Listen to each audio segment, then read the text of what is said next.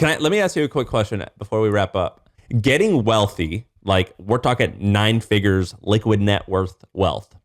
Getting wealthy, is it really hard to do it just from cash flow, or do you think you have to sell something, sell a business, sell real estate, sell something, capital gains versus income? You're saying liquid, so not paper, not your paper net worth. Liquid, which includes things that could be traded in 30 days. Very hard to do just off cash flow. I believe. I think, it's just much slower, right? Because just look at the basics, right? Like when you sell something, you're going to sell it for some multiple of the free cash flow that it's going to generate for you, right? And so just by definition, 10 right? or 20 years worth. Sometimes it's 5x, sometimes it's 10x, sometimes it's 20x, sometimes it's 3x, whatever. There's different multiples for different industries, but like fundamentally it's a multiple, which is a multiplier on how fast you're going to get the money, the value out. So let's say to get to 100 million, whatever number of years that would take, you then have to divide that by 5. And that's like how fast at minimum you could have got there just selling the asset and taking the 5x multiple, right? So, of course you can get there, but do I know ways you can get there with the same speed? I don't think so. Because those are like, I take the cash flow, I invest it in a thing, and then that thing grows faster and like I can sell my stake in that. So, because it's like you have a choice. So you could spend your time, you could spend your time building a service or some type of business where you can make significant cash flow, $2-3 million a year, not work that much, but it's not necessarily an asset that could be sold. So there's a few businesses like this, or it could just be like the way this podcast gets paid. Like it's not like a particularly, maybe the podcast is not a good example, but it's not, you know what I mean? Not necessarily an asset. Like your Maven course. Your Maven course is not an asset that could be sold, but it could potentially make many millions of dollars a year versus you just say, you know what, screw it. I'm not doing that because I have to build a business that could sell. So do you think cash flow or an entity, an asset that is independent of you and can be sold? I don't know. I don't think do I prefer is really the right way to think about it. It's like you need both, right? Like for example, you need both for 2 reasons. One is maybe you're going to use the cash flow to invest, right? Maybe what you're going to do is you're going to buy great assets and let them compound over time. Well, where are you going to get the cash flow to begin with, right? When we had Andrew on last week, he's like, I took the cash flow from the design agency of MetaLab and I used it to buy majority stakes in all these other businesses and then let those compound over 10 years and like, boom, so he reached, that goal and more doing that. And so, maybe you need the cash flow to make those investments, right? Like if you have no cash flow, how are you going to invest in anything? And secondly, I like to live a good lifestyle. So sometimes cash flow businesses are great because it's like, sure, compounding is awesome, but so is, like fucking, I don't know, Gucci shoes or whatever. Like choose your thing you're into. Like, Gucci shoes, like sometimes those are better than like this 20-year buy and hold asset. Whenever I hear Buffett talk about the long term and like patience, I'm like, bitch, you're like 95. Like there is no long term. You don't have you shouldn't have patience anymore. You should immediately spend whatever you want to spend. There is no such thing as a long term view for you. Sam Parr. Let's see, like the headline: Sam Parr : to Warren Buffett. Bitch, you're 95. There is no long term. You're right. That's what I think about. He needs to pivot his strategy. Well, I'm just like, like if you want to do extremists, you have to be fine. But like, and Bezos talks about this too. He's like a long time. I'm like, I mean, you don't really, who cares? Like, just live life how you want to live. You got it. Yeah. And so it's like, why are you delaying? It always pissed me off. I'm like, why are you delaying to have the best time of your life when you're like old and don't even want to do shit? Like right. you don't have to do that anymore. yeah, for sure. And some people are happy along the way. That's fine. But like, but yeah, I feel like you asked me this question because you had an opinion or a story. So let's just skip to that part because I think you have a good opinion or story on this. I don't have an opinion yet, but I'm like with my life now, it's like I think in a matter of 6 months, I could probably create a business from scratch that does $1 million a year in profit. It would be based off of like my image. I'm not saying I have that. I'm just saying like I'm sure I could do that. Plus with like a couple other side projects, I think I could very realistically have $2 or $3 million a year in cash flow. Easily. But yeah, easy. And maybe I do already have that. I don't even want to say I do or do not. But but like, if you did, that would have been a weird way to say it. It would have been a weird hypothetical, but okay, let's continue on. I've got some cool shit going on, I'll say. And I'm thinking about where do I spend my time, and I'm like, is it actually worth it? Like, or should you just not care about cash flow and build something that's like much bigger that you could sell? I don't know. I'm just trying to figure out, like, where do you actually spend time? The real answer is what gives you most joy. Yeah, exactly. And like, whether you don't work backwards from do I want cash flow or do I want long-term, capital gains? That's not like the starting point of a decision. You kind of just need to make sure you're winning in one way or the other. Don't be weak in either area, or like don't be weak in both, basically, is like the way to do it. Like, for example, you could buy a home in San Francisco. You're going to have terrible income from that property. It's not a good income property because in most places in San Francisco, your rent, the rent you could charge somebody is not going to outpay the mortgage plus it's going to make a 3% cap. But you can go buy, some home in whatever, Houston or something like that. It can cash flow $1,000, $2,000 a month, and it's good income property, but it's, going to appreciate super fucking slow. Whereas the San Francisco home, in 10 years is going to have, whatever, more than doubled in value.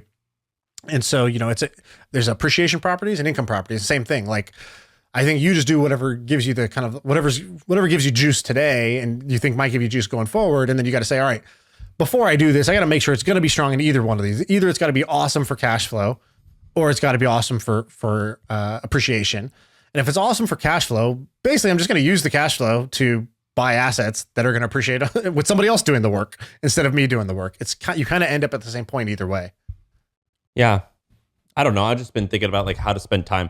You know who's killing it and has done a really good job of like putting off making cash is our friend Nick Huber. I am an investor, and so I get to see some of the numbers of his storage deals, and I don't think he crushed it like in terms of personal cash flow for a long time, but like the way that things have compounded, I'm like, oh, holy moly, if you just eat shit for like 6-7 years and pick the right asset, things look really cool. Yeah. I think he's done great. And also I think he has I think he personally has great terms with his investors, meaning like, I think it's quite favorable to him. Yeah. Incredibly. Not in a bad way, but like he makes sure he gets to eat, right? Whereas at the beginning, if you have no capital, you like, you sort of make a deal with the devil in a way where you're like, all right, I'm going to take no management fees, no acquisition fees, and a low carry. And I think now he's like, look, I'm good and I know it. So I'm going to take a higher fee, higher acquisition fee, and I'm going to take, my healthy carry. So, good on him. I think a lot of people in real estate are able to do that pretty well. I know somebody who's crushing it in real estate, and they do just that. They have like a, 50% carry on the deal or something crazy. And they're like, yeah, because my deals are awesome. I make hits and I win. So like, it doesn't make sense for me to do this at any less than that.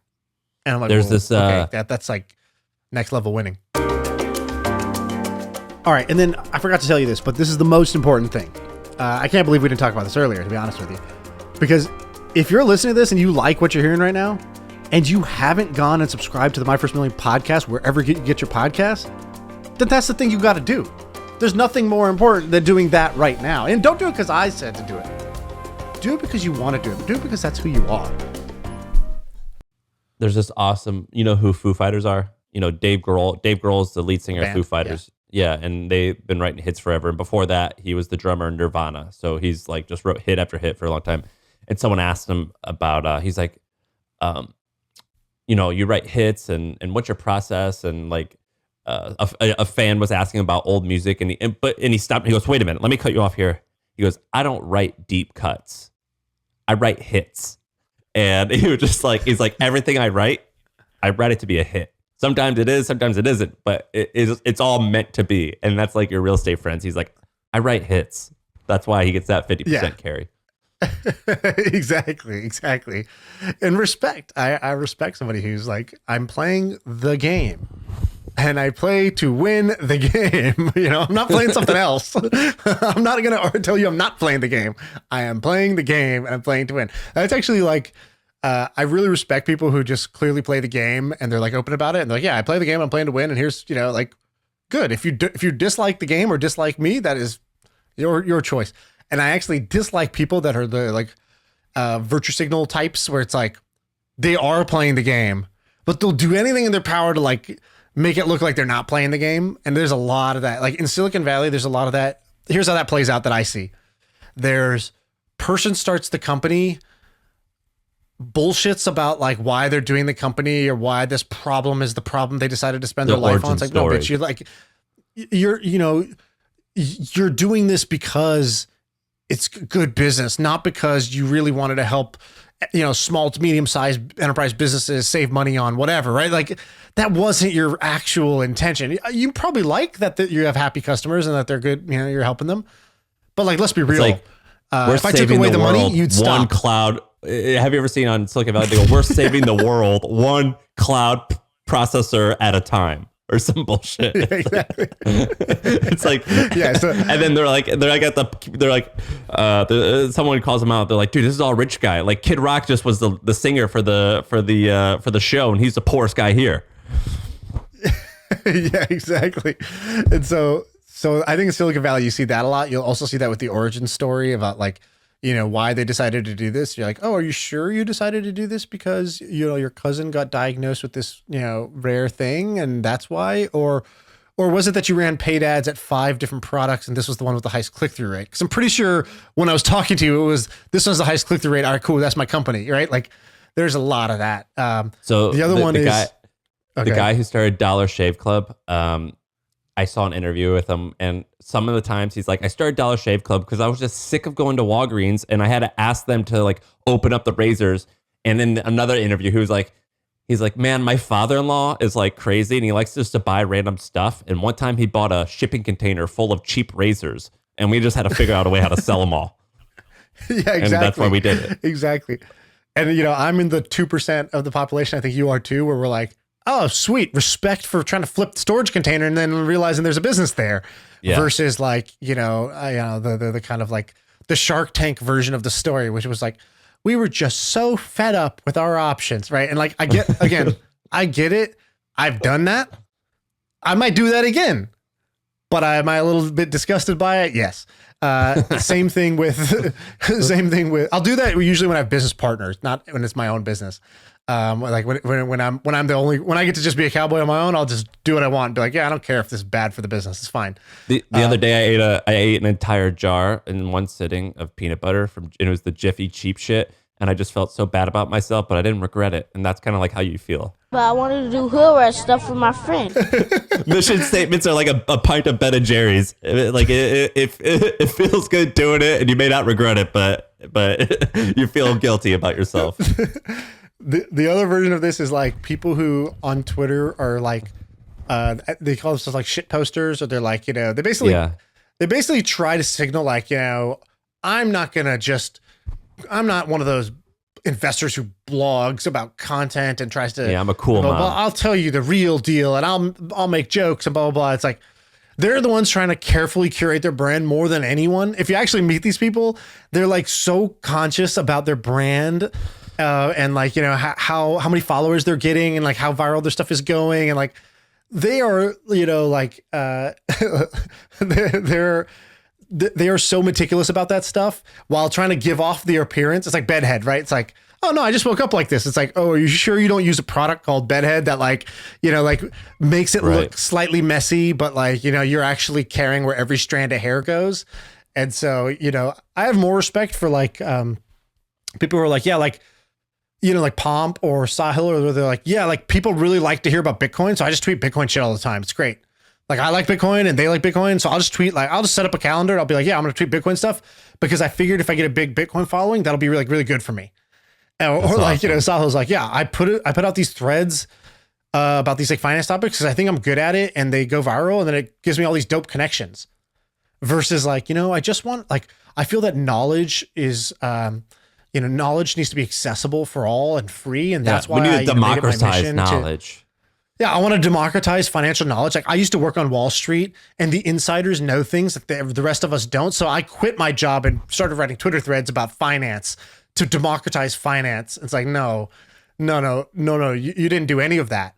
You wanted followers. And so you did what it took to get followers. Have you noticed how the word democratize is the new disrupt? Democratize is like, what is democratized? It's the new disrupt. Democratize is the new, like, no offense, but that's a democratize.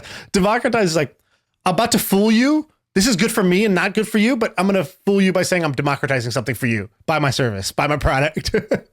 Yeah. And by the way, I do this myself. Like, I know it. I spot it because I got it. Right? I've done all this before with my e-commerce brand. I've done the origin story thing with my fund. I do this too. Like, my fund is called the All Access Fund because I wanted to give access to all to be able to invest in the deals I do. Do I feel good that other people get access to good Silicon Valley deals? Yeah, sure. Is that why I did the fund? Fuck no, that's not why I did the fund, right? I did the fund because I was writing checks and I wanted to write bigger checks and more checks into more companies that had more, and that was more than my personal bankroll would allow. So I raised money from other people to do that. And I get, and so now I get to write more checks into more awesome companies. That's why I raised the fund, not because I wanted to democratize access to angel investing for a middle school teacher in Tennessee. I can't stand democratize it. We're going to democratize this by only charging you $50,000 for this piece of clothing instead of them. Like, I've seen people like, we're going to democratize knowledge, and it's like a $5,000 course. I'm like, oh, not really, dude. You could democratize these nuts. It's like, oh, hood ratchet. What do you think, Ben? Was today, were we with it or what? I thought today was a hit. I thought today was a huge hit. This is, other than like the Steph Smith episodes or Rob Dyrdek, this is A+ territory. Oh, great. Are we going to have to cut out my democratize these nuts? No, don't do it to us. Yeah. And then we have to plan the MFM summit. So I agree that making it destination is cool. I have a thing that you're gonna have to bleep out what I'm about to say, but I know the thing. Yeah. Yeah, I got a really famous house that person might be interested in hosting us. I don't know but that's just gonna be a dinner, right? Like, that's gonna be like no. We might be able to do a proper thing there, but I don't know if the logistics are gonna work out. So I think, but I think that we could do like something outrageous. We have to think about what outrageous means, but I do think we could have something outrageous. I think a cruise ship. I like it. That's not a bad idea. A cruise ship or like some type of famous venue, or we could just go to Hawaii.